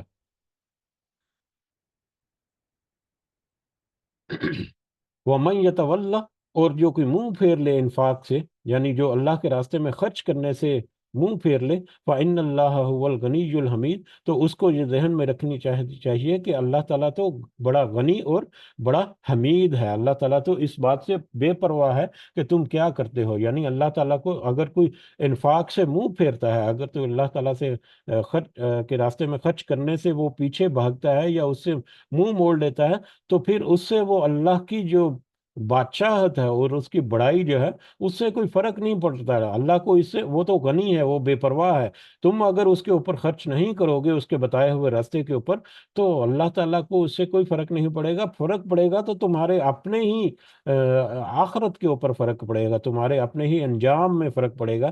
تمہارا رویہ جو ہے دنیا کا، کیونکہ اللہ جو ہے وہ تو غنی ہے، وہ تو بے پرواہ ہے۔ اس کے اوپر اگر اس کے بتائے ہوئے راستے پر اگر خرچ نہ بھی کرو تو اس کو کوئی فرق نہیں پڑے گا۔ وہ الحمید، وہ تو تعریف کیا گیا ہے، کوئی تعریف کرے یا نہ کرے، وہ تو ہے ہی تعریف کیا گیا، ہے ہی تعریف کے لائق۔ تو اس سے فرق نہیں پڑے گا، اللہ کو تو کوئی فرق نہیں پڑے گا، ہاں فرق پڑے گا تو تمہارے اپنے ہی انجام کے اوپر فرق پڑے گا، لہذا تم اپنے انجام کو اپنے سامنے رکھتے ہوئے اللہ کے راستے میں خرچ کرو، یہی تمہارے لیے بہتر ہے۔ لقد ارسلنا رسولنا، اب یہاں سے آگے جو ہے وہی پرانے پچھلے جو نبی اور رسول ہیں ان کی طرف اللہ تعالیٰ اشارہ فرما کر کچھ مزید رہنمائی جو ہے وہ دے رہے ہیں ان مسلمانوں کو بھی، اور اہل کتاب جو ہیں عیسائی اور یہودی، اور خاص کر عیسائی جو ہیں ان کی طرف خاص کر یہاں پر اشارہ ہمیں ملے گا۔ ان کو بھی اب دعوت عام ہے کہ تم بھی ذرا اپنی اصلاح کرو، اور یاد کرو ذرا کہ تمہارے پاس بھی جو حضرت عیسیٰ علیہ السلام، عیسیٰ ابن مریم جو ہیں علیہ السلام، وہ جب آئے تھے تو وہ اس وقت کے لوگ جو، وہ تو بڑے نرم دل تھے، اور اس وقت کے لوگ بڑے نرم دل تھے، لیکن بعد میں تم نے اپنے دلوں کو سخت کر لیا، اور بعد میں تم نے رہبانیت جیسے معاملات میں پڑھ کر اپنے جو روحانی زندگی جو ہے اس کو تباہ و برباد کر بیٹھے۔ تو لہٰذا اب تمہارے لیے موقع ہے کہ دوبارہ سے تم اپنے ایمان کو مطلب ریویو کرو، اور اس رسول صلی اللہ علیہ وسلم کے اوپر ایمان لے کر آؤ، تاکہ تم اللہ تعالیٰ کے فضل کے مستحق ہو جاؤ آخرت میں۔ لقد ارسلنا رسولنا بالبینات، اور بلا شبہ ہم نے بھیجا اپنے رسولوں کو واضح دلائل کے ساتھ، بین واضح دلائل، واضح نصیحت، واضح رہنمائی، واضح ہدایت، اس کے ساتھ بھیجا اپنے رسولوں کو۔ وَأَنزَلْنَا مَعَهُمُ الْكِتَابَ، اور ان کے ساتھ ہم نے کتاب بھی نازل کی، اور ان کے اوپر ہم نے کتابیں بھی نازل کی۔ والمیزان، اور میزان بھی، میزان جو ہے یا ترازو یا عدل و انصاف کرنے کے لیے، مطلب بیلنس رکھنے کے لیے، یعنی معاشرے میں مختلف عقائیاں یا مختلف جو گروہ ہیں ان کا آپس میں توازن برقرار رکھنے کے لیے جو قوانین ہیں، جو احکامات ہیں، جن کو فالو کر کے، یا چاہے وہ انفرادی ہوں چاہے وہ اجتماعی ہوں، ان احکامات کو جو فالو کرے گا وہ مطلب ایک توازن جو ہے وہ برقرار رہے گا۔ جہاں پر اس توازن میں گڑبڑ ہوگی وہاں پر پھر امن و امان کا مسئلہ ہو جائے گا، بے چینی جو ہے وہ بڑھ جائے گی۔ تو لہٰذا امن و امان کو برقرار رکھنے کے لیے، معاشرے میں عدل و انصاف کو برقرار رکھنے کے لیے جو ہدایات اور رہنمائیاں اور جو قوانین، جو اللہ کے تعالیٰ کے احکامات جو ہیں، در حقیقت وہ ہے میزان، وہ ہے ترازو، وہ ہے عدل و انصاف کی کنجی، جس کو سامنے رکھ کر قاضی جو ہے وہ بھی اگر فیصلہ کرے گا تو وہ بھی اس قابل ہوگا کہ وہ عدل و انصاف سے اپنے فیصلے جو ہیں وہ جاری کر سکے۔ بہرحال پچھلے رسول جو ہیں ان کو بھی اللہ تعالیٰ کہتے ہیں کہ ہم نے واضح بینات، نشانیاں، واضح ہدایت، رہنمائی دے کر بھیجا، اور پھر ان کے اوپر بھی کتاب اور میزان جو ہے وہ نازل کیا، لیکوم، تاکہ وہ قائم کریں، تاکہ قائم رہیں، الناس بالقسط، لوگ انصاف پر، تاکہ لوگ جو ہیں وہ انصاف پر قائم رہیں، یا لوگوں کے درمیان انصاف جو ہے اس کا بول بالا ہو۔ وَأَنزَلْنَا الْحَدِيدَ، اور ہم نے نازل کیا حدید کو، یعنی لوہے کو، فیہ بأس شدید، اس میں سخت قوت ہے، اس میں بڑی سخت قوت ہے، یا سخت لڑائی یا جنگ ہے۔ وہ منافع، اور اس میں وہ منافع، اور اس میں فوائد بھی ہیں، للناس، لوگوں کے لیے، اور اس میں لوگوں کے لیے فوائد بھی ہیں۔ وَلِيَعْلَمَ اللَّهُ، اور تاکہ اللہ تعالیٰ معلوم کر لے، یہ سب کچھ اللہ تعالیٰ نے اس لیے نازل کیا تاکہ وہ معلوم کر لے یا وہ ظاہر کر لے۔ اللہ تعالیٰ کے معلوم کر لینے کا مطلب یہ ہے کہ اللہ تعالیٰ اپنے علم کو ظاہر کر دے دوسرے لوگوں کے اوپر بھی۔ مَن يَنْصُرُهُ، جو کوئی اس کی مدد کرتا ہے، وَرُسُلُهُ، اور اس کے رسولوں کی، جو بھی اللہ اور اس کے رسولوں کی مدد کرتا ہے، بالغیب، دیکھے بغیر، بغیر دیکھے، یعنی اللہ کو دیکھے بغیر، جو اللہ پر اور اس کے رسولوں کو اور ایمان لا کر اس کی مدد جو کرتا ہے تاکہ اللہ تعالیٰ اس کو ظاہر کر دے، ان اللہ قوی نذیر، بے شک اللہ تعالیٰ جو ہے وہ بڑی زبردست قوت والا اور زبردست غلبے والا ہے۔ اب یہاں پر ایک دو پوائنٹ جو ہے اس میں آئے ہیں۔ ایک تو میزان جو ہے وہ ہم نے دیکھ لیا پہلے، کافی تفصیل سے اس کے اوپر بات بھی ہو چکی اس سے پہلے، اور اللہ تعالیٰ کہہ رہے ہیں وہ انزلنا الحدید، ہم نے لوہے کو نازل کیا، فیہ بأس شدید، اس میں بڑی سخت قوت ہے، ایک بڑی قوت ہے اس لوہے میں، وہ منافع اور دوسرے فوائد بھی ہیں للناس، لوگوں کے لیے۔ اللہ تعالیٰ نے لوہے کو بطور خاص یہاں پر تذکرہ کیا کہ ہم نے نازل کیا۔ اب لوہے کو نازل کیا سے کیا مراد ہے؟ اس سے ایک جو ظاہری معنی جو ہے بڑا عام سا اور بڑا سمجھ میں آنے والا وہ یہ ہے کہ جس طرح سے دوسرے بہت سارے خزانے جو ہیں اللہ تعالیٰ نے زمین میں پیدا کر دیے یا زمین میں اتار کر رکھ دیے، جیسا کہ تانبے ہیں، سونے چاندی کے ہیں، دیگر بہت ساری دھاتیں ہیں، اسی طرح سے لوہا جو ہے اس کو بھی زمین کے اوپر اللہ تعالیٰ نے زمین کے اندر پیدا کیا یا زمین کے اندر نازل کیا۔ اب زمین کے اندر پیدا ہونے والی بہت ساری دھاتیں یا بہت سارے ایسے زمین کے اندر خزانے ہیں جو زمین کے اندر ایک مختلف طرح کے عناصر یا مختلف طرح کے کیمیکل ریئیکشن کے نتیجے میں یا مختلف طرح کے جو نیچے جو اعمال ہو رہے ہیں، جو کیمیکل ریئیکشنز وغیرہ ہو رہے ہیں، یا مختلف طرح کی توڑ پھوڑ جو زمین کے اندر ہو رہی ہے، اس کے نتیجے میں بہت ساری چیزیں جو ہے وہ زمین کے اندر پیدا ہوتی ہیں یا بنتی ہیں، جیسا کہ فوسل فیول جو ہے، فوسل فیول کے بارے میں بھی کہا جاتا ہے کہ پرانے زمانے کے بہت سارے جو چیزیں جو ہیں جو گل سڑ چکی ہیں وہ فیول کی شکل اختیار کر چکی ہیں۔ اسی طرح سے کوئلہ وغیرہ جو وہ بھی اس کے بارے میں بھی اسی طرح سے گمان کیا جاتا ہے کہ وہ زمین کے اندر ایک لمبا عرصہ تک پڑی رکھیں اور ان کی حیت جو ہے تبدیل ہو کر مختلف خزانوں میں تبدیل ہو گئی۔ یا دوسرا یہ ہے کہ آسمان سے جب زمین، اللہ تعالیٰ کیا ہے کہ زمین کو اور اس آسمان کو، اس کائنات کو 6 دنوں میں تخلیق کیا، تو اس وقت پھر جتنی رزق کی ضرورت تھی، جتنے خزانوں کی ضرورت تھی اس زمین کے اوپر، جتنی زندگی آنے والی اس کے لیے، تو اس زمین کے اندر ان خزانوں کو اللہ تعالیٰ نے چھپا دیا، تو اس وقت اللہ تعالیٰ نے ان کو نازل کر دیا۔ اور اس کے علاوہ ایک تیسری بات جو ہے وہ خاص کر لوہے کے بارے میں، آئرن کے بارے میں کی جاتی ہے کہ لوہا یا آئرن جو ہے اس کی کیمیکل کمپوزیشن یا اس کے وہ کس طرح سے وہ اس کا خام جو ہے وہ بنتا ہے، خام را آئرن جو ہے وہ جس طرح سے ترتیب پاتا ہے یا جس طرح سے بنتا ہے، اس کے لیے جو آب و ہوا یا ماحول یا جو اس کی ریکوائرمنٹ جو ہے، وہ زمین کے اندر کچھ اس طرح کا ماحول نہیں ہے، تو وہ یہ گمان کیا جاتا ہے یا یہ کچھ ریسرچ جو ہے کچھ کہتی ہیں کہ وہ اسپیسیفکلی کسی باہر کی کسی دوسرے ستارے سے یا کسی دوسرے سیارے سے اس لوہے کی بڑی مقدار جو ہے وہ زمین کے اوپر پہلے سے گرا دی گئی یا پہلے سے وہ گر گئی، جس کو پھر بعد میں کور اپ ہو کے وہ زمین کے اندر وہ چھپ گئی، اور آج جو ہے وہ زمین کے اندر دوسرے خزانوں کے ساتھ یہ خزانہ جو ہے وہ بھی نکلتا ہے۔ بہرحال مختلف طرح کی رائے جو ہے وہ پائی جاتی ہے، لیکن بطور خاص اللہ تعالیٰ نے یہاں پر لوہے کا ذکر جب کیا تو اس کی خاص اہمیت اور افادیت جو ہے وہ تو ضرور ہوگی۔ اور یہاں پر اگر ہم واپس اپنی آیت کی طرف آئیں تو اس کو اب واپس سمجھنے کی کوشش کریں، اس بیک گراؤنڈ کے ساتھ جو ابھی ہم نے سمجھنے کی کوشش کی، تو اللہ تعالیٰ کہتے ہیں کہ لوہا ہم نے نازل کیا جس میں شدید لڑائی ہے یا جنگ ہے یا بہت ہی سخت قوت ہے اس میں۔ اب یہ قوت جو ہے لوہے کے بارے میں اگر ہم دیکھیں تو شروع سے حضرت داؤد علیہ السلام سے، بلکہ اس سے پہلے بھی جو ہیں وہ لوہے کی صنعت جو ہے وہ بڑی ایک بہت بڑی اور بڑی اہم صنعت جو ہے وہ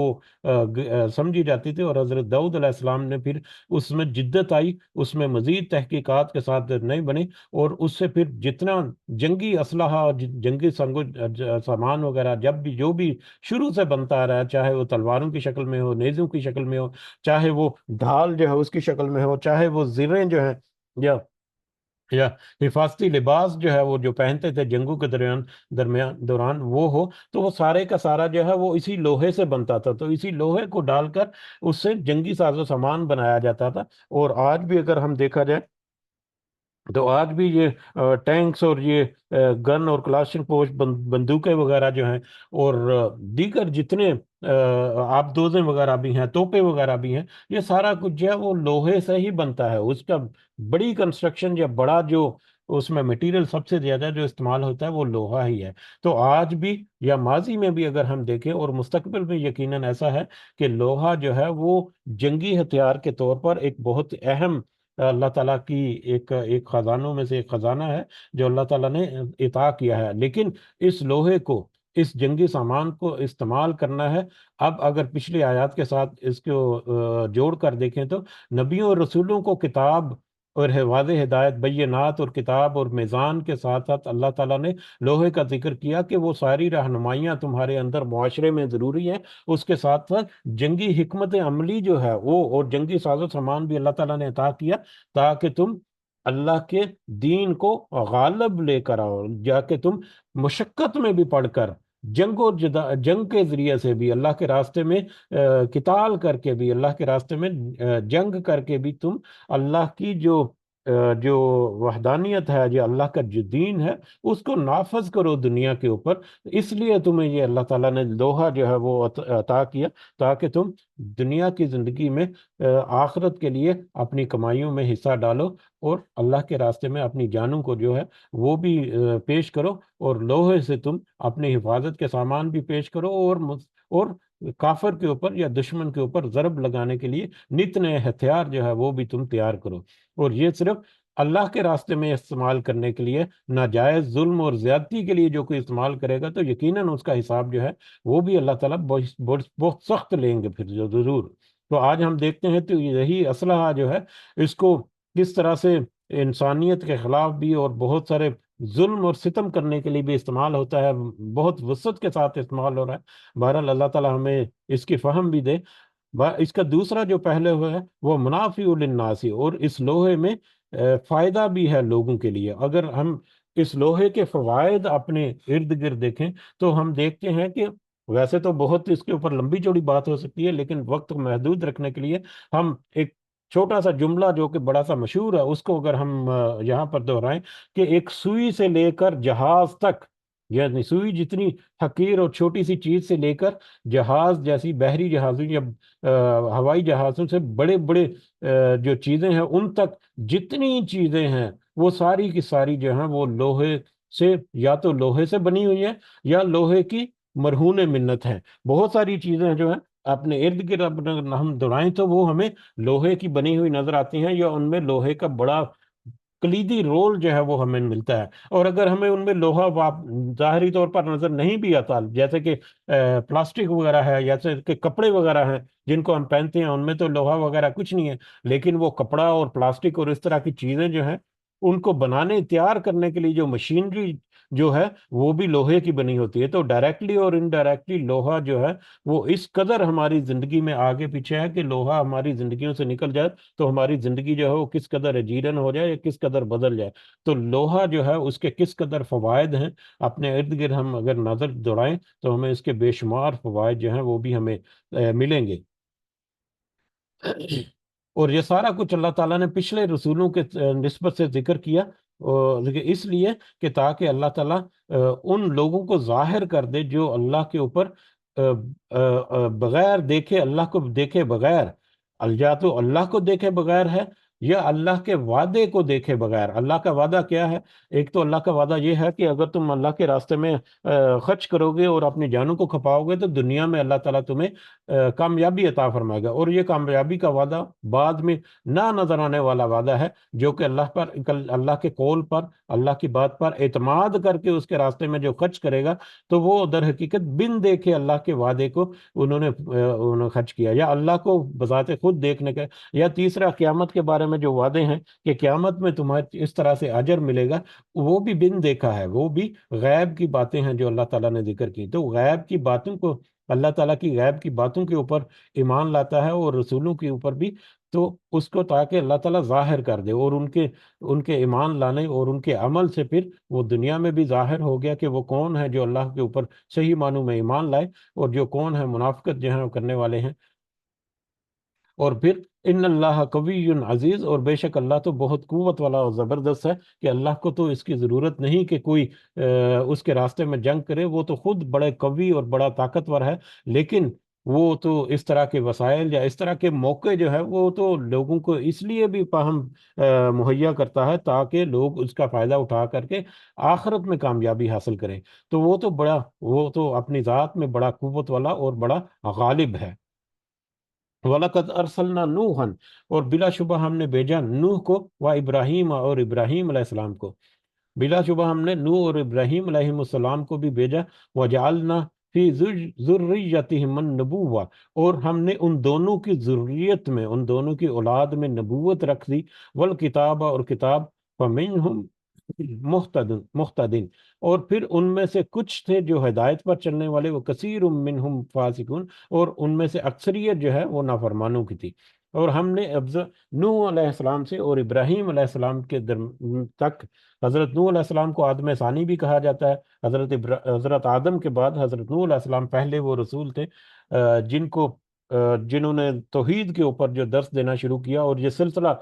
پہلا جو کھیپ یا پہلا جو سلسلہ یہاں پر تذکرہ ہوا ہے حضرت نوح علیہ السلام سے لے کر حضرت ابراہیم علیہ السلام تک۔ تو حضرت نوح علیہ السلام جو ہے وہ پہلے رسول ہوئے، اور ان کے بعد جتنا رسالت کا سلسلہ تھا وہ حضرت نوح علیہ السلام کی اولاد میں جو ہے وہ چلتا رہا، یہاں تک کہ حضرت ابراہیم تک وہ پہنچا سلسلہ جو ہے۔ تو حضرت ابراہیم تک، حضرت نوح اور حضرت ابراہیم کے درمیان جتنے تھے، تو ان کے درمیان بھی اللہ تعالیٰ کہتے ہیں کہ ان دونوں کی اولاد میں ہم نے نبوت اور کتاب رکھی، وہی نبوت اور کتاب جس کا ابھی تذکرہ ہوا پہلے، کہ واضح ہدایات اور رہنمائیاں اور میزان جو ہے وہ سارا کچھ، لیکن ان قوموں میں سے بھی، ان نبیوں کی قوموں میں سے بھی کچھ جو ہے وہ تو ہدایت پر چلنے والے تھے، جو ایمان لے کر آئے اللہ پر بھی، اور بن دیکھے اللہ کے وعدوں پر بھی، اور اس کے رسولوں پر بھی اور کتابوں پر بھی، لیکن اکثریت جو ہے ان میں سے اکثر جو ہے وہ سخت نافرمان رہے، سخت وہ ضد اور ہٹ درمی میں آ کر انکار کرنے والے یا نافرمانی کرنے والے رہے۔ تو پچھلی قوموں میں حضرت نوح علیہ السلام سے لے کر حضرت ابراہیم علیہ السلام تک جو ہے وہ قوموں کا رویہ بھی ایسا تھا کہ اکثر جو ہے ان میں سے فاسق اور نافرمان ہی تھے۔ اب یہ سلسلہ حضرت ابراہیم کے بعد اب چلتا ہے دوبارہ سے، ثم قفینا علی آثارہم، پھر ہم نے لگاتار بھیجا ان کے نقش قدم پر۔ اب حضرت ابراہیم علیہ السلام کے نقش قدم پر، یا اس سے پہلے جس طرح سے نبی آئے حضرت نوح علیہ السلام کے مختلف اولاد کے گروہوں میں، اب وہی سلسلہ جو ہے وہ حضرت ابراہیم علیہ السلام کی آگے اولاد جو ہے اس میں چل رہا ہے۔ تو ہم نے لگاتار بھیجے ان کے نقش قدم پر بھی رسولنا، اپنے رسولوں کو، وقفینا، اور ہم نے پیچھے ان کے پیچھے ہم نے بھیجا بھی عیسیٰ ابن مریم، عیسیٰ ابن مریم کو، یعنی یہ سلسلہ جو ہے یہ بھی اسی طرح سے لگاتار چلتا رہا، اور یہ سلسلہ حضرت ابراہیم کی اولاد سے حضرت نبی کریم صلی اللہ علیہ وسلم سے پہلے تک یہ سلسلہ رکا آ کر عیسیٰ ابن مریم تک، حضرت عیسیٰ علیہ السلام تک یہ سلسلہ جو ہے وہ چلتا رہا۔ وَآتَيْنَاهُ الْإِنْجِيلَ، اور ہم نے انجیل دی حضرت عیسیٰ علیہ السلام کو، پھر انجیل کتاب جو ہے وہ عطا فرمائی۔ وَجَعَلْنَا فِي قُلُوبِ وَجَعَلْنَا فِي قُلُوبِ الَّذِينَ اتَّبَعُوهُ، اور ہم نے ڈال دی ان لوگوں کے دلوں میں جن سب نے پیروی کی، رأفةً ورحمہ، شفقت اور مہربانی، اور وہ لوگ جنہوں نے حضرت عیسیٰ علیہ السلام کی پیروی کی ان کے دلوں میں تو ہم نے شفقت اور مہربانی جو ہے وہ ڈال دی۔ حضرت عیسیٰ علیہ السلام جو ہے ان کے بارے میں کہا جاتا ہے کہ وہ بڑے شفیق تھے، بڑے نرم دل تھے وہ، تو ان کی یہی جو طبیعت ہے وہ ان کے وراثت میں، ان کے بعد میں حواری یا ان کے جو پیروکار تھے ان میں ٹرانسفر ہوگی، جس کی وجہ سے وہ جو حضرت عیسیٰ علیہ السلام کے پیروکار جو تھے وہ بڑے شفیق اور بڑے مہربان تھے، بڑے نرم دل تھے۔ تو حضرت عیسیٰ علیہ السلام کو بھی یہ سلسلہ جو ہے وہ شروع ہوا حضرت ابراہیم سے۔ حضرت ابراہیم کی ایک نسل جو ہے بنی اسرائیل، حضرت ابراہیم کے بعد حضرت اسحاق، اور پھر حضرت یعقوب، حضرت یعقوب کا ٹائٹل تھا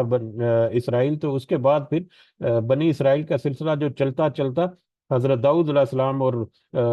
حضرت موسیٰ علیہ السلام، حضرت یوسف علیہ السلام، جتنے بھی اس میں آئے، یہاں تک کہ وہ سلسلہ جو ہے وہ حضرت عیسیٰ علیہ السلام پر رکا، اور حضرت عیسیٰ علیہ السلام کو بھی اسی طرح سے ہم نے انجیل دی، اور ان کے پیروکاروں کے دلوں میں بھی ہم نے شفقت اور مہربانی جو ہے وہ ڈال دی۔ وہ رہبانیہ، لیکن اب جو کرسچن یا عیسائی جو ہیں یا حضرت عیسیٰ علیہ السلام کے پیروکار جو ہیں ان میں ایک بڑی گڑبڑ ہوگی۔ ان میں کیا گڑبڑ ہوئی؟ وہ رہبانیہ، اور رہبانیت، ورہبانیہ اور رہبانیت نبتدعوہا، وہ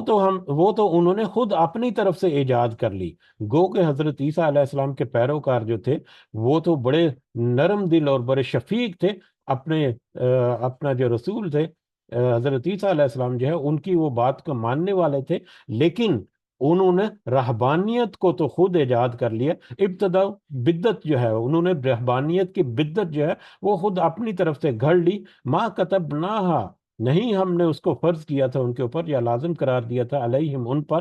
الا ابتغاء رضوان اللہ، ہاں مگر اللہ کی خوشنودی کو چاہنا جو ہے وہ ہم نے ضرور ان کے اوپر فرض کیا تھا۔ اب یہاں پر رہبانیت جو ہے اس کا تذکرہ ہے کہ رہبانیت کیا ہے، اس کو ہم دیکھتے ہیں۔ رحمانیت کو اگر ہم اس کی تفصیل یا اس کی جو ہسٹری جو ہے اس میں اگر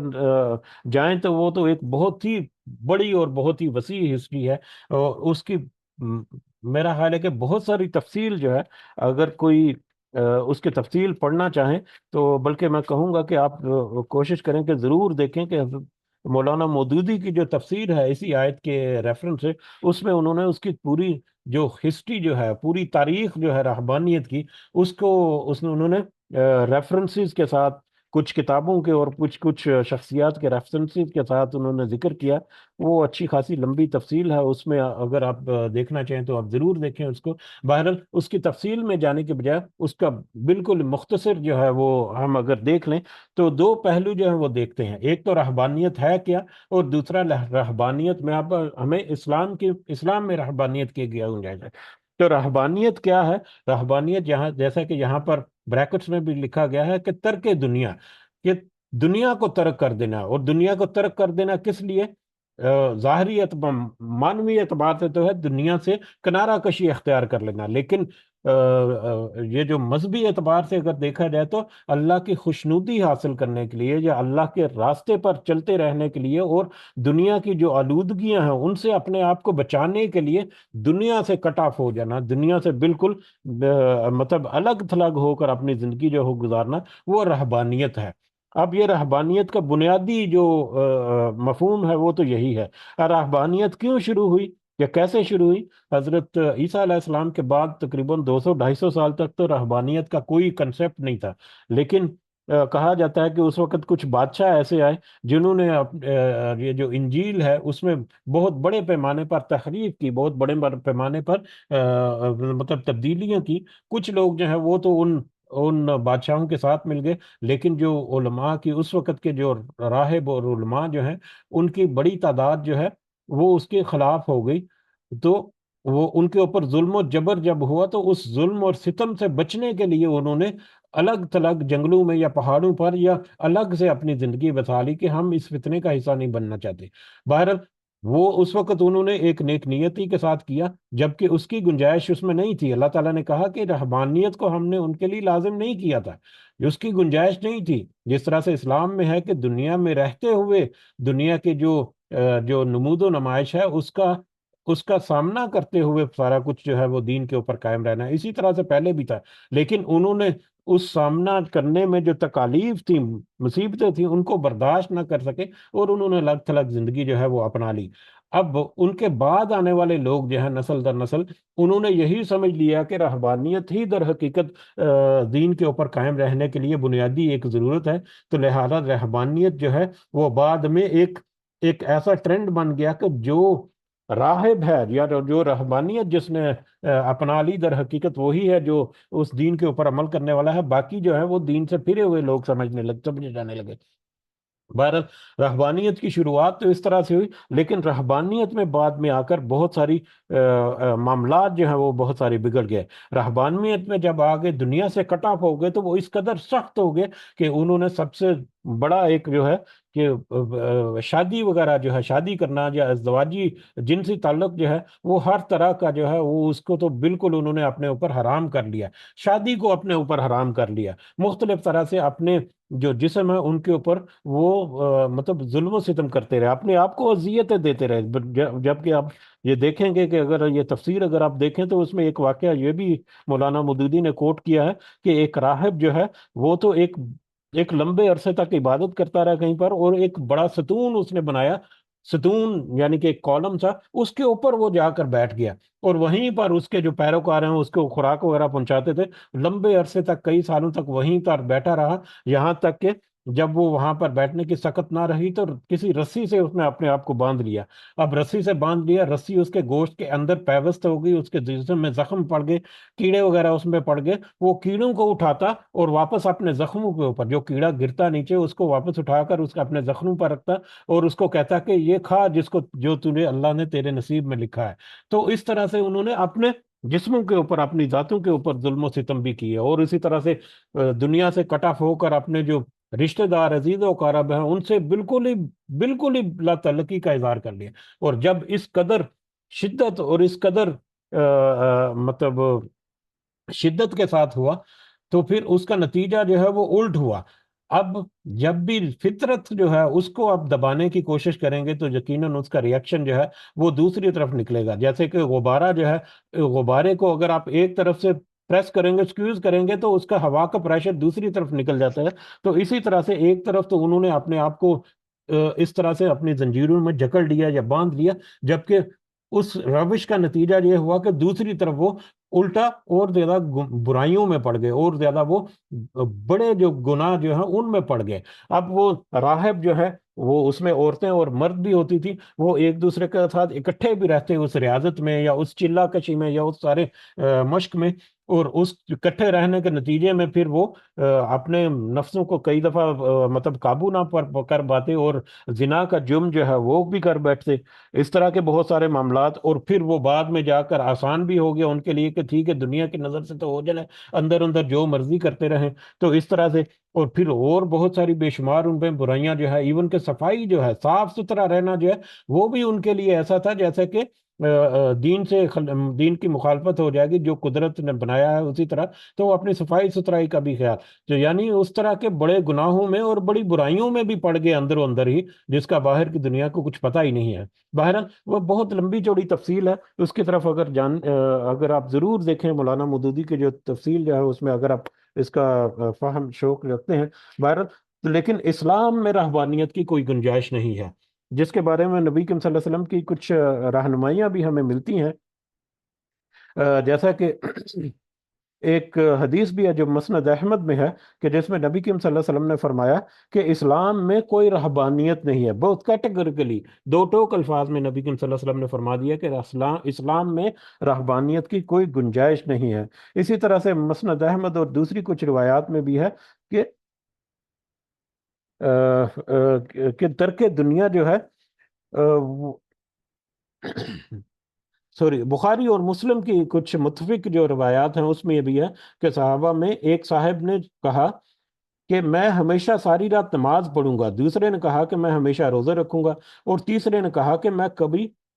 کبھی شادی نہیں کروں گا اور عورت سے کوئی واسطہ نہیں رکھوں گا۔ تو نبی کریم صلی اللہ علیہ وسلم کو جب یہ بات پتہ چلی تو وہ بہت ناراض ہوئے ان سے، اور ان سے کہا کہ خدا کی قسم میں تم میں سب سے زیادہ اللہ سے ڈرتا ہوں، اس کا تقوی اختیار کرنے والا ہوں۔ میرا طریقہ تو یہ ہے کہ میں روزہ بھی رکھتا ہوں اور کبھی نہیں بھی رکھتا، راتوں کو نماز بھی پڑھتا ہوں اور سوتا بھی ہوں، اور عورتوں سے نکاح بھی کرتا ہوں۔ جس کو میرا طریقہ پسند نہیں، اس کا مجھ سے کوئی واسطہ نہیں۔ تو نبی کریم صلی اللہ علیہ وسلم کی اپنی زندگی جو ہے وہ تو ہدایت اور رہنمائی ہے، جو ان نبی کریم صلی اللہ علیہ وسلم کی زندگی جو ہے، ان سے زیادہ تقوی والا کون ہے؟ تو ان کی زندگی سے، ان کے تقوی سے کوئی بڑھ کر اگر تقوی رکھنے کی کوشش کرے گا تو اس وقت اس کا اسلام سے کوئی تعلق نہیں۔ اسی طرح سے حضرت انس جو ہے رضی اللہ تعالیٰ عنہ، وہ کہتے ہیں کہ رسول اللہ صلی اللہ علیہ وسلم نے فرمایا کرتے تھے کہ اپنے اوپر سختی نہ کرو کہ اللہ تعالیٰ تم پر سختی کرے، اپنے اوپر سختی مت کرو، یہ نہ ہو کہ اللہ تعالیٰ تم پر سختی کرے۔ ایک گروہ نے یہی سختی جو ہے وہ اختیار کی تھی، تو اللہ تعالیٰ نے پھر ایسا سخت پکڑا کہ دیکھ لو کہ ان کے بقایا راہب خانوں اور کنیسوں میں، یعنی ان کے جو خانقاہیں وغیرہ ہیں ان میں موجود ہیں وہ راہب جو ہیں، ان کی زندگیوں میں دیکھ لو کہ انہوں نے اب اس شدت کو اختیار کیا کہ اس کا نتیجہ جو ہو کیا ہوا، کہ آج کل وہ کس طرح کے حالات سے دوچار ہیں، کہ کس طرح سے وہ گمراہیوں میں لٹے پٹے جو ہیں وہ موجود ہیں آج بھی۔ تو لہٰذا اسلام میں اس کے علاوہ اور بھی بہت سارے ہمارے سامنے ہیں اگر ہم اس کو مزید دیکھنا چاہیں تو اسلام میں تو رہبانیت کی گنجائش نہیں ہے۔ ہاں، اتنا ضرور ہے، جیسا کہ ہم نے زہد کے بارے میں دیکھا کہ دنیا کی آسائش اور دنیا کی نمود و نمائش اور دنیا کی لگژری جو ہے اس سے اپنے آپ کو بچانا اور اپنی ضروریات کو محدود رکھتے ہوئے سادگی کے ساتھ زندگی گزارنا اور اپنے وسائل کو اللہ کے راستے میں خرچ کرنا، اس کی ترغیب ضرور ہے، لیکن اس سے بالکل کٹ آف ہو کر، بالکل کنارہ کشی اختیار کر کے، جیسا کہ بہت سارے جو آج بھی کچھ اس طرح کے معاملات جو ہیں وہ ہمارے اندر بھی کچھ موجود ہیں، اس کی طرف بس اشارہ میرا حال کافی ہے۔ اس کی طرف بھی اگر آپ تھوڑا سا نظر دوڑائیں ہم اپنے ارد گرد، تو بہت ساری ایسی بے راہ رویاں یا بہت سارے ایسے عقائد یا بہت سارے ایسے معاملات جو ہیں وہ ہمیں بکھرے پڑے نظر آتے ہیں، جن کا اسلام سے کوئی لینا دینا نہیں، جس کا اسلام سے کسی کی تو دور دور تک کوئی واسطہ نہیں، اور جو کوئی اسلام کے نام پر ایسا کوئی کرتا ہے، نبی کریم صلی اللہ علیہ وسلم کی اس حدیث سے کے مطابق جو کوئی نبی کریم صلی اللہ علیہ وسلم سے بڑھ کر تقوی رکھنے کی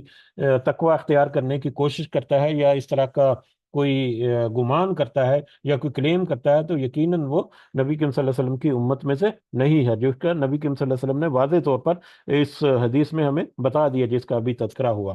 تو بہرحال واپس آتے ہیں اپنے موضوع کی طرف اور اپنے سبق کی طرف۔ تو رہبانیت جو ہے وہ تو انہوں نے خود، رہبانیت کی بدت تو انہوں نے خود اختیار کر لی تھی، ہم نے تو ان کے اوپر فرض نہیں کیا تھا۔ ہاں، البتہ اللہ کی خوشنودی حاصل کرنا ان کے لیے ضروری تھا، لیکن وہ انہوں نے کس طرح سے حاصل کرنی تھی، وہ اس سے بھٹک گئے۔ اب اس آیت کے دو طرح سے مفہوم ہو سکتا ہے، ایک تو یہ ہے کہ رہبانیت ہم نے تو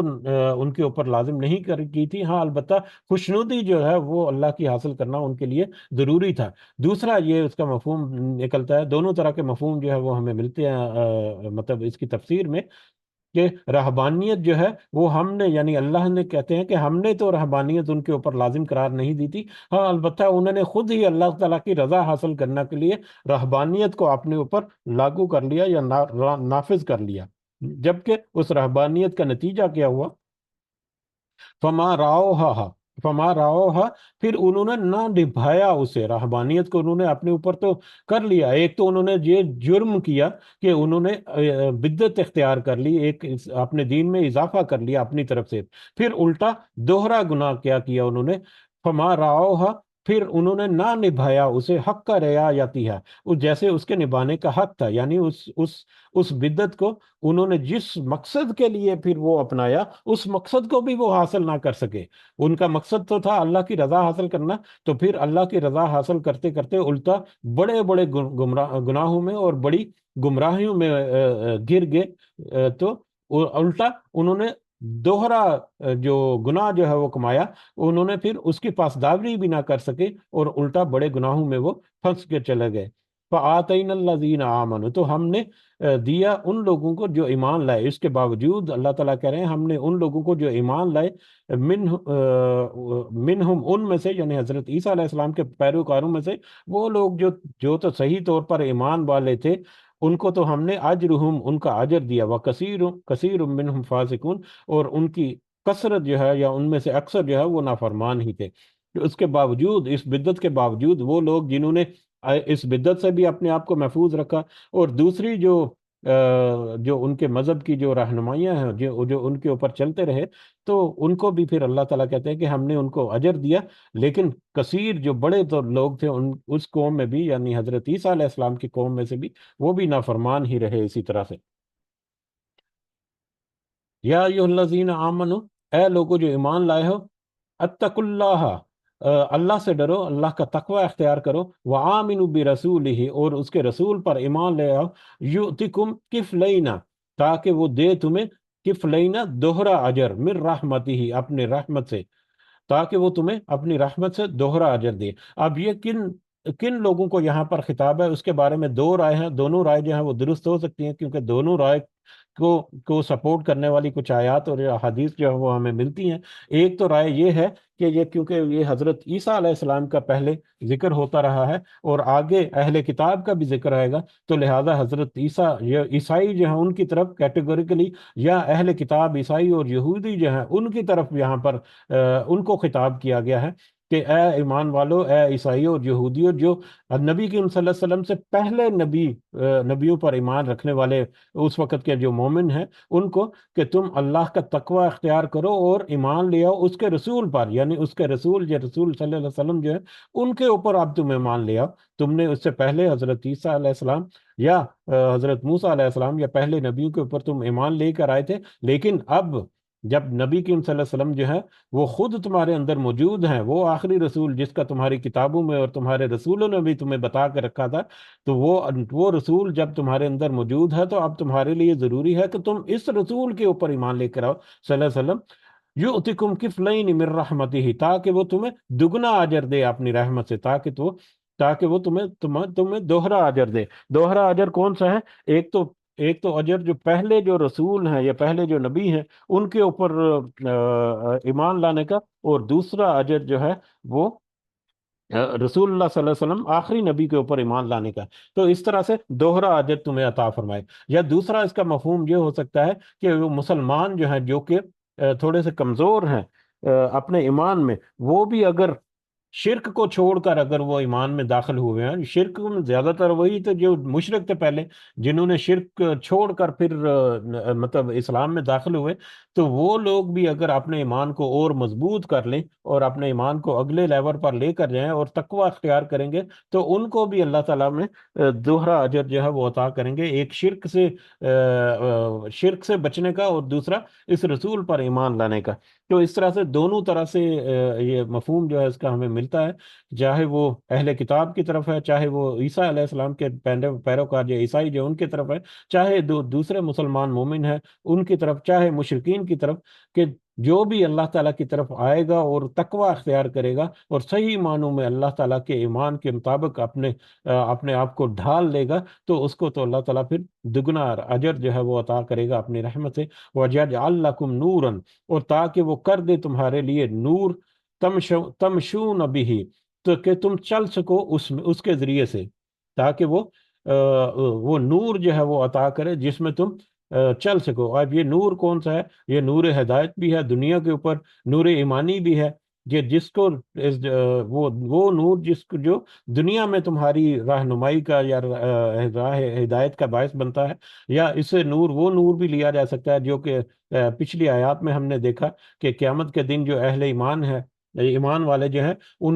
ان کے ساتھ، ان کے آگے اور ان کے دائیں طرف جو ہے وہ نور ہوگا جس کی روشنی میں وہ پھر چلتے ہوئے جنت میں جا کر داخل ہو جائیں گے۔ تو یہ دونوں طرح کے مفہوم جو ہو سکتے ہیں، تاکہ اللہ تعالیٰ دوہرا اجر بھی دے تمہیں رحمت میں سے، اور تمہیں وہ نور کی روشنی جو ہے وہ بھی عطا کرے جس میں تم چل سکو، یا جس میں تو رہنمائی کرتے ہوئے جنت کی طرف بڑھ سکو۔ وَيَغْفِرْ لَكُمْ، اور وہ بخش دے تمہارے گناہوں کو۔ واللہ غفور الرحیم، اور اللہ تعالیٰ تو ہے ہی خوب بخشنے والا اور رحم کرنے والا۔ اگر کوئی پہلے معاملہ ہو گیا تو اس کو چھوڑ کر اپنے ایمان کو تائید تازہ کر لو، تو یقیناً اللہ تعالیٰ تمہیں بخشے گا اور تمہارے اوپر رحم کرنے والا بھی ہے۔ اللہ،